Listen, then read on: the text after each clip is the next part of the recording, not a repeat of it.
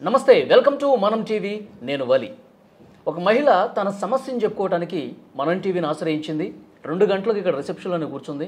అసలు ఆమె ఎందుకు ఇంతగా వెయిట్ చేస్తుంది, ఆమె సమస్య ఏంటి, ఆమె మాటలో తెలుసుకుందాం. నమస్తే అమ్మా. నమస్కారం సార్. 2 గంటలుగా మీరు ఇక్కడ సోఫాలో మా రిసెప్షన్లో కూర్చున్నారని మా ఎంప్లాయీ చెప్తోంది. ఏంటి మీ సమస్య, ఎందుకు వెయిట్ చేస్తున్నారు? సమస్య అంటే మా ఆయన చాలా ఇబ్బంది పెడతాడు సార్. తాగేసి వచ్చి ఫుల్గా కొట్టేస్తూ ఉంటాడు, పిల్లల్ని కూడా కొడుతూ ఉంటాడు తను. ఇంకేమంటే అసలు చెప్పలేను సార్, అంతలా కొట్టేస్తూ ఉంటాడు. ఎవడి పక్కలేనైనా పడుకొని నాకు డబ్బులు నువ్వు ఎలా తెస్తావో తెలీదు, తెచ్చే ఇవ్వు అని అంటూ ఉంటాడు సార్. తాగొచ్చి కొడతా ఉంటాడు డైలీ తాగొచ్చేసి కొడుతూ ఉంటాడు సార్. చాలా అంటే చాలా ఇంకా మరి బయట చెప్పుకోలేను సార్, అంత ఇబ్బంది పెడుతూ ఉంటాడు సార్. నన్ను అయితే పిల్లల్ని కూడా ఇంకా ఇబ్బంది చాలా పెడుతూ ఉంటాడు. అందువల్ల బయటకు వచ్చేసాం సార్ మేము బయటికి. ఎన్నాళ్ళ నుంచి ఉంది ఈ సమస్య? 1 సంవత్సరం నుంచి ఇలాగే వేధిస్తున్నాడు సార్ బాగా. 1 ఇయర్ నుంచి? 1 ఇయర్ నుంచి. 1 ఇయర్ నుంచి డైలీ ఇట్లా తాగటం, కొట్టడం, అరేంజ్ చేయడం జరుగుతుందా? అవును సార్, అలా కొట్టేస్తూ ఉంటాడు. ఇంకా ఎలా కొడతాడంటే చెప్పుకోలేను బయటికి, ఎవరికి అమ్మ వాళ్ళకి ఎవరికి చెప్పలేను, ఏమీ చేయలేను. అంటే ఇంకెందుకులే, ఏదైనా చెప్పినా కూడా వాళ్ళు అర్థం చేసుకునే వాళ్ళు అయితే బాగుంటుంది కదా, అర్థం చేసుకోరు అని లెక్కల్లో ఇంక ఎవరికి చెప్పను సార్. ఏం చేస్తాడు మీ ఆయన? ఆటో వేస్తాడు సార్. ఆటో నడిపేవాడా? ఆటో నడిపేవాడు సార్. ఇప్పుడు ప్రెజెంట్ అయితే తెలియదు సార్, తను ఏం చేస్తున్నాడో ఎక్కడ ఉంటున్నాడో ఏమో తెలియదు సార్. బయటికి ఇంకా మేము వచ్చేసాం కదా, ఇంకా డ్రింకింగ్ అయితే ఎక్కువ, చాలా డ్రింకింగ్ చేస్తాడు సార్. తను డ్రింకింగ్ చేసి రోజు వచ్చేసి కొట్టేస్తాడు సార్. ఎక్కడున్నా ఇంట్లో నుంచి మీరు పూర్తిగా వచ్చేసారా? ఇంట్లో నుంచి వచ్చేసాను సార్ పూర్తిగా. పిల్లలు తీసుకొని వచ్చేసాను. ఎంతమంది మీకు పిల్లలు? 2 సార్. 2 ఆడపిల్లలే. ఒక పాపకి 7వ సంవత్సరం, ఒక పాపకి 5వ సంవత్సరం ఉంటుంది. ఇప్పుడు పిల్లలు చదివిస్తున్నారా లేదా? చదువుతున్నారు కానీ హాస్టల్లో జాయిన్ చేశాను సార్. వాళ్ళిద్దరిని హాస్టల్లో చదువుతున్నారు. ఇంకా నాతో పాటు ఉంటే వాళ్ళ లైఫ్ పాడైపోద్ది కదా అని హాస్టల్లో వేసేసాను వాళ్ళు. మీరు ఇంట్లో నుంచి వచ్చేసారంటారు కదా, ఎక్కడ ఉంటున్నారు మరి? ప్రెజెంట్ అయితే అక్కాళ్ళ వాళ్ళ ఇంట్లో ఉంటున్నాను సార్ నేను. అక్కాళ్ళ ఇంట్లో తలదాచుకున్నాను. కానీ అవునా ఇంకా వేధిస్తున్నాడు, ఎక్కడున్నాను, ఏం చేస్తున్నాను అని ఇంకా అలాగ అడుగుతూ ఉంటున్నాడు అందరినీ. మళ్ళా ఎలా చేద్దామా అని లెక్క. మీ అక్క వాళ్ళ ఇంటికి కూడా వస్తూ ఉంటాడా? అప్పుడప్పుడు ఎప్పుడో వస్తూ ఉంటాడు తను. అప్పుడు నేను ఉండను కదా, వెళ్ళిపోతాను బయటికి. అక్క వాళ్ళు నాకు చెప్తూ ఉంటారు, ఇలాగ మీ ఆయన గారు వచ్చారు, ఇక్కడ గొడవ పెడుతున్నాడు నీ గురించి అని అడుగుతూ ఉంటారు సార్ తను.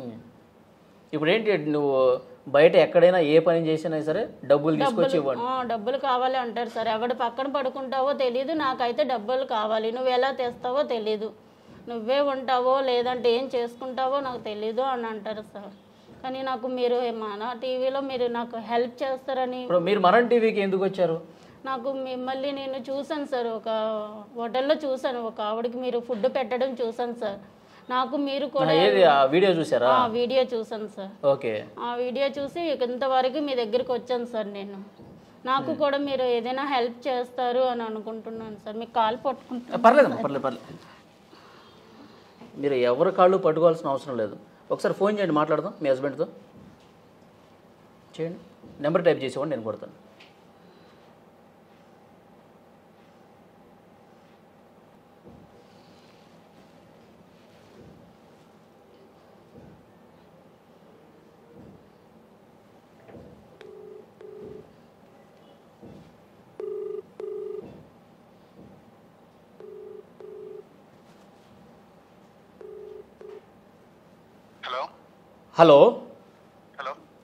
హలో, నేను వలి మాట్లాడుతున్నానండి, జర్నలిస్టు, మనం టీవీ నుంచి మాట్లాడుతున్నాను. చెప్పండి. ఇప్పుడు మీ భార్య మా మనం టీవీకి వచ్చిందండి. మీ భార్యని ఇబ్బంది పెడుతున్నారంట, మీరేం పని చేయకుండా తాగుచ్చి కొడుతున్నారంట. అడగడానికి నువ్వెవడండి? నేను జర్నలిస్టు మాట్లాడుతున్నా, మనం టీవీ నుంచి. అయ్యుండొచ్చు, అది అడగడానికి నువ్వెవడు? నా పిల్లని నేను ఏమైనా చేసుకుంటా. మాటలు చక్కగా రానివ్వండి ముందు. ఇట్లాగే మాట్లాడతా నేను. కాదు, ఎవడ పక్కలో ఉన్న పడుకొని డబ్బులు సంపాదించు అంటున్నావంట. అవును, నా పిల్లని ఇక్కడ. నువ్వు మనిషివా పశువా? నువ్వు మనిషివా పశువా? హలో, ఒక అమ్మాయిని ఒక మహిళని ఇంత ఇబ్బంది పెట్టడం మంచి పద్ధతి ఇది? ఒక భర్తకు ఉండాల్సిన లక్షణమేనా ఇది? వెదవా. ఇప్పుడు పోలీసులు పంపిస్తే పోలీసుల దగ్గరికి వెళ్తే బతుకు నాశనం అయిపోద్ది, ఇద్దరు ఆడపిల్లలు అని చెప్పి బాధపడుతుంది ఆవిడ. అసలు మనిషివేనా నువ్వు? ఎవరి పక్కన ఉన్న పడుకో డబ్బులు తీసుకురా అంటున్నావంట? నీకు దానికి ఏమైనా సంబంధం ఉందా? ఏం మనిషిరా నువ్వు అసలు? నీ పక్కన పడుకుందా ఏంటి? నువ్వు మాటలు చక్కగా రాని, ఏం మాట్లాడుతున్నావు నువ్వు? ఏం చేసుకుంటారా బై? పెట్టి ఫోన్ పెట్టి, ఫస్ట్ ఫోన్ పెట్టి. హలో,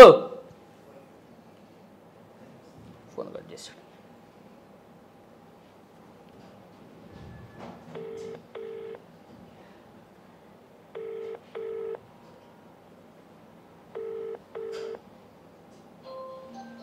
నువ్వు అసలు ఎట్లా ఉంటున్నావు అమ్మా వీడితో వెదవలా ఉన్నాడు వీడు. సార్ మరి ఆ టార్చర్ పడకే నేను ఇలా బయటకు వచ్చేసి కట్ చేశాడు.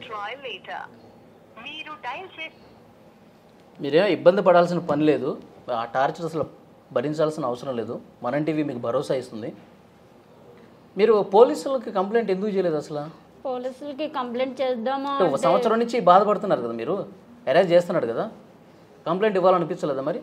ఎందుకంటే వాటి చుట్టూ ఎవరు తిరుగుతారు సార్, అన్ని ఇద్దరు పిల్లలు పట్టుకొని తిరగాలంటే నా వల్ల వాళ్ళు కూడా ఇదవుతారు అని నేను కంప్లైంట్ ఇవ్వలేదు సార్. వాళ్ళ లైఫ్ ఫాడ్ అయిపోతుంది కదా అని కంప్లైంట్ ఇవ్వలేదు నేను వాళ్ళకి. మీ పేరెంట్స్కి తెలుసా ఈ విషయం?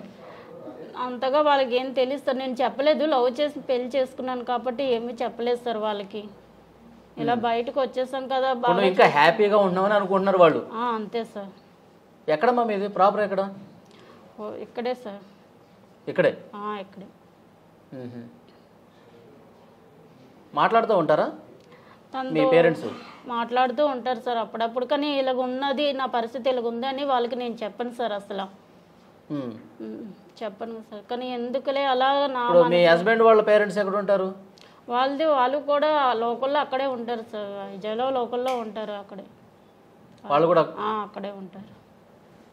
అక్కడంటే వైజాగ్లో ఉంటారు సార్ వాళ్ళు. మీరు ఎన్ని సంవత్సరాలు అవుతుంది ఇక్కడికి వచ్చి? ఇక్కడికి వచ్చి సంవత్సరం అవుతుంది సార్. బాగా సంవత్సరం అవుతుంది. సంవత్సరం అవుతుంది సార్. అని నాకు మీరు ఏదో ఒకటి చెయ్యండి సార్, మీకు కాలు పట్టుకొని అడుగుతున్నాను. మీరు కాళ్ళు పట్టుకోవాల్సిన పనే లేదు. అది చూడండి సార్, నాకు పిల్లల గురించి మీడియా తరఫున, మనం టీవీ తరఫున నేను నీకు మాటిస్తున్నాను, మీ హస్బెండ్ బాగా చూసుకునే విధంగా శాయశక్తిలో ప్రయత్నం చేద్దాం. కానీ తను కూడా మీ వల్ల మారితే నాకు అదే కదా సార్ కావాలి. పిల్లలు హ్యాపీ, నేనే హ్యాపీ. ఇంకా కలిసి ఉండాలని అనుకుంటున్నావా? ఇంకా కలిసి ఉండాలనుకుంటున్నాను సార్ అతనితో.